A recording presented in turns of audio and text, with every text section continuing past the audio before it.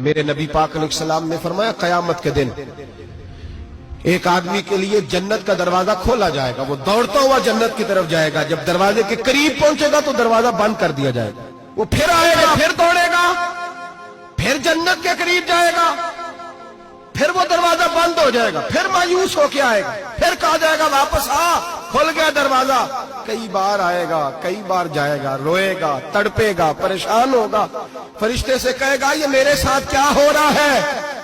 تو وہ فرشتہ کہے گا وہی ہو رہا ہے جو دنیا میں تو اللہ کے بندوں کے ساتھ کرتا تھا، تو لوگوں کے مذاق اڑاتا تھا، بوڑھوں کا مذاق اڑائے، بیماروں کا مذاق اڑائے، غریبوں کا مذاق اڑائے، وہ سمجھدار ہے؟ میرے نبی کریم علیہ السلام نے فرمایا رب کریم کے فرشتے کہیں گے تو بندوں کے ساتھ ایسا کرتا تھا، آج تیرے ساتھ ایسا ہوگا۔ میرے بھائیوں بہت زیادہ نہیں کرتے لوگ آج مذاق؟ بڑا ظلم نہیں کرتے؟ تکلیف نہیں دیتے؟ لوگ لوگوں کو دکھ میں دیکھ کے مذاق اڑاتے